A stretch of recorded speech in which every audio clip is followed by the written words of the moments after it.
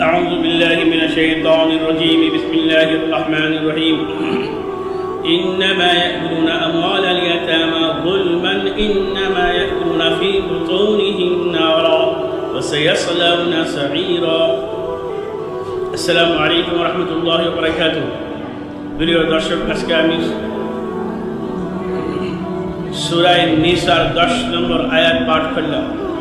এর মাঝে আল্লাহ সুবহানাহু ওয়া তাআলা ইরশাদ করেছেন, যারা ইতিমের মাল অন্যায়ভাবে ভোগ করে, যারা ইতিমের মাল অন্যায়ভাবে খায়, সে নিশ্চয় নিজের পেটের মধ্যে দোজখের আগুন খেল, সে নিশ্চয় নিজের পেটের মধ্যে দোজখের আগুনকে ভর্তি করল।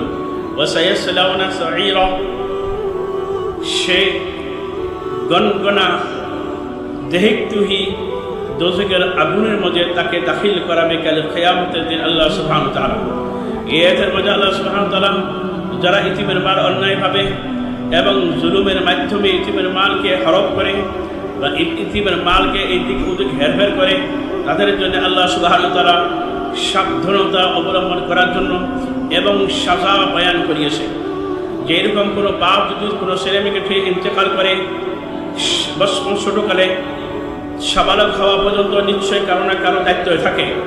যার দায়িত্ব থাকবে, চাচা হোক যেটা হোক, সেই ইতিমের মাল সাবালক হওয়া পর্যন্ত তার দায়িত্ব থাকবে। আর সেই মালের হেফাজত করা অনিবার্য আবশ্যক করে দিয়েছে। সেই ইতিমের মালকে নিয়ে কোনো মানুষ হেরফের করে যদি বা না ইনসাফি করে যদি বা অন্যায়ভাবে যদি এদিক ওদিক করে বা খেয়ে ফেলায়, তাদের জন্য বাসার কোনো রাস্তা নাই কাল কিয়ামতের দিন। এই জন্য মাহতারাম দোস্ত বুজুর্গ, আমরা ইতিমের মালকে সাবধানতা করি, এটা একটা বহুত বড় সওয়াবের কাম হবে।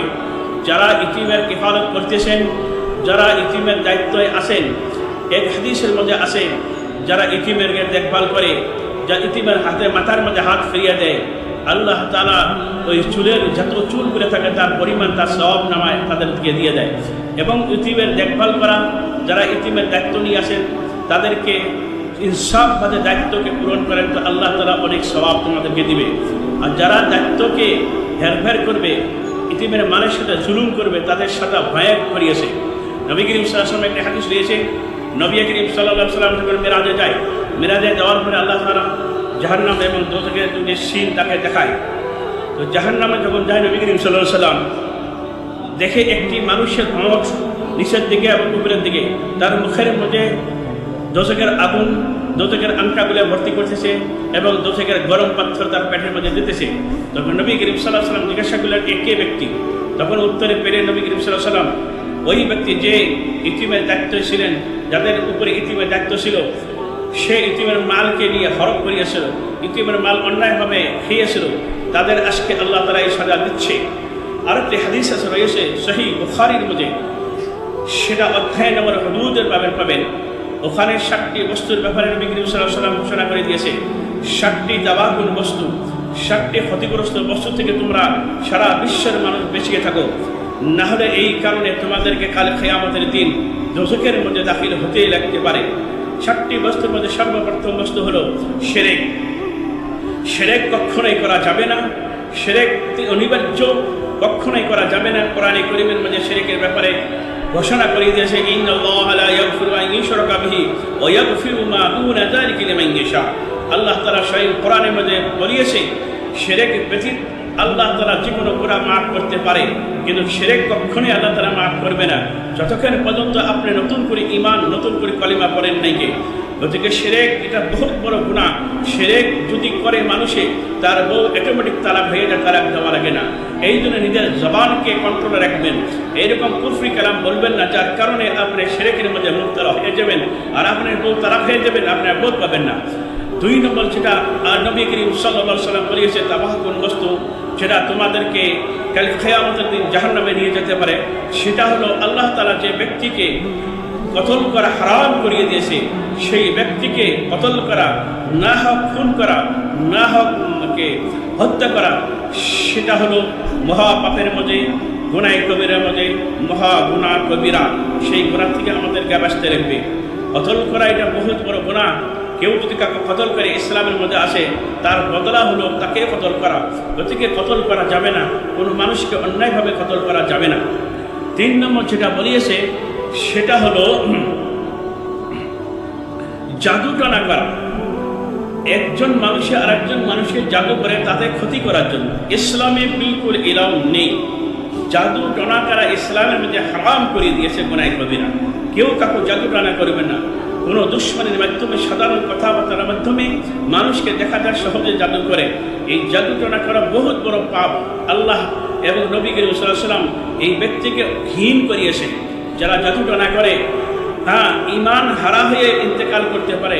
এই জন্য আমি কেউ জাদু টনা করবো না, সবর অবলম্বন করব, কেউ ধৈর্য অবলম্বন করব। সাধারণ শত্রুতার জন্য আমরা জাদু টনার দিকে আমরা ধাবিত না হই। আল্লাহ তাআলা সবাইকে জাদু টনার থেকে হেফাজত করুন। 4 নম্বর হলো সুদ খাওয়া। সুদ খাওয়ার ব্যাপারে অনেক হাদিস রয়েছে। এই ব্যাপারে আলোচনা করলে সারাদিনও আলোচনা করে শেষ করা যাবে না। সুদ মহাপাপ, একটি গুনাহ কবিরার মধ্যে বহুত বড় গুনাহ কবিরা। সুদের ব্যাপারে অনেক জাহান্নামের ওয়াইদ রয়েছে, অনেক হাদিস রয়েছে। গতিকে আমরা সুদকেও ছেড়ে দেব। 5 নম্বর হলো ইতিমের মালকে অন্যায়ভাবে হরপ করা, অন্যায়ভাবে খাওয়া, যেটা নাকি কোরআনে করিমের মধ্যে আয়াতের মধ্যে আল্লাহ তাআলা স্বয়ং বলিয়েছে। সেই আয়াতের ব্যাখ্যা দেওয়ার জন্য সহিহ বুখারী থেকে এই হাদিসটি নিয়ে আসা হয়েছে। ইন্নামা ইয়াকুলুনা আমওয়ালাল ইয়াতামা যুলমান, যারা ইতিমের মাল অন্যায়ভাবে খায়, ইতিমের দায়িত্ব যার উপরে থাকে সে অন্যায়ভাবে সেই ইতিমের মালকে হরপ করে, তাদের ব্যাপারে কোরআন এবং হাদিসের মধ্যে সেটা ওয়াঈদ দিয়েছে। 7টি তাবাহকুন বস্তু, 7টি ক্ষতিগ্রস্ত বস্তু যেটা নাকি তোমাদেরকে জাহান্নামের মধ্যে নিয়ে যাবে। তার ভিতরে 7টির মধ্যে 5 নম্বরে হাদিসের মধ্যে রয়েছে ইতিমের মাল অন্যায়ভাবে খাওয়া, অন্যায়ভাবে হরপ করা। 6 নম্বর হলো যুদ্ধের ময়দান থেকে, যুদ্ধের ময়দানে বা যুদ্ধের সিনকে দেখি ভয়ের মাধ্যমে যুদ্ধের ময়দান থেকে ভেগিয়ে যাওয়া, ওখান থেকে সরিয়ে যাওয়া, সেই বান্দা ক্ষতিগ্রস্তর মধ্যে একটি ক্ষতিগ্রস্ত, সেটাই গুনাহ কবিরা। যুদ্ধের ময়দানে যারা যায় নিজের দেশকে বাঁচার জন্য, উদাহরণস্বরূপ আমার ভারতবর্ষকে কেউ যদি আক্রমণ করে আর সেনাবাহিনী বা আমরা যখন নিজের দেশকে বাঁচার জন্য অনিবার্য যেতে লাগবে, তখন জয়া যদি ভাগি আসি, সেটা ইসলামের মধ্যে এলাও নেই। কে নিজের দেশকে বাঁচার জন্য, নিজের জানকে বাঁচার জন্য ভাগিয়ে আসা, এটা ইসলামের মধ্যে এলাও নেই। কে যুদ্ধের ময়দান থেকে ভাগিয়ে আসা, এটা গুনাহ কবিরার মধ্যে একটি গুনাহ কবিরা। 7 নম্বর হলো কোনো মহিলার উপরে তহমত লাগানো, অপবাদ দেওয়া। একজন মহিলা কোনো ধরনের জিনা করে নেই কি বা কোনো ধরনের এইরকম পাপ করে নেই কি, তারপরে আপনার শত্রুতার মাধ্যমে তার উপরে আপনি বলছেন যে এই মহিলাটা জিনা করছে, বরং সে জিনা করে নাকি, এরকম ধরনের অপবাদ দেওয়া, তহমত দেওয়া, এইরকম গুনাহ, এটা গুনাহ কবিরার মধ্যে বহুত বড় একটি গুনাহ কবিরা।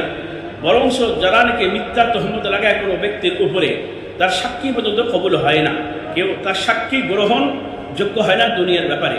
যদি কোনো মহিলার উপরে আমরা না জানি না শুনি এরকম গুনার অপবাদ দেওয়া, তহমত লাগানা, এটা গুনাহ কবিরার মধ্যে একটি 7টি তাবাহকুন বস্তু, 7টি ক্ষতিগ্রস্ত বস্তু, যেটা নাকি তোমাদেরকে খালি কিয়ামতের দিন জাহান্নামে ধাক্কা দিবে। সেই 7টি বস্তুর মধ্যে 7 নম্বর হলো কোনো মহিলাকে পাক দামান মহিলা, পবিত্র মহিলার উপরে কোনো গুনার তহমত লাগানো, এটা শরীয়তে ইজাজত দেয় নাকি। কেউ যদি এরকম করে সে নিজে বহুত বড় পাপের একটা অংশীদার হয়ে দাঁড়াবে কাল কিয়ামতের দিন। আল্লাহ তাআলা সবাইকে ইতিমের মালকে সহিভাবে ব্যবহার করি, সাবালক হওয়া পর্যন্ত সেই ইতিমের মালকে তার হাতে সামলাইয়া দেওয়া, এটা জান্নাতে যাওয়ার একটা সুন্দর রাস্তা আল্লাহ তাআলা দিয়েছে। কারণ দায়িত্ব যদি আজকের ডেটে যদি ইতিম আসে, কোরআন কারীমের এই আয়াতটি আমরা সামনে রাখি এবং হাদিসটি আমরা সামনে রাখি, তারা আমরা খুশিতে খুশি হওয়া উচিত। কারো দায়িত্ব যদি ইতিম থাকে, তার ইতিমের মালকে হেফাজত করা, এটা বহুত বড় সওয়াবের কাম।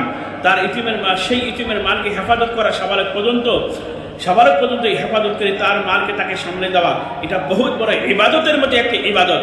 কিন্তু আমরা ইতিমের মালকে সুযোগ পেয়ে হরপ করা যাবে না, নানসিবি করা যাবে না। তার কারণে কাল কিয়ামতের দিন তোমার পেটের মধ্যে দোজখের আগুন দিয়ে যখন তোমরা খানার জন্য খাবার চাবে, ভোগ লাগবে, খাদ্য আল্লাহর কাছে চাবা বা পিপাসা লাগবে, পানি চাবা, তখন সেই মুহূর্তের মধ্যে দোজখের আগুন তোমাদেরকে দিবে, যাও এটা খাও।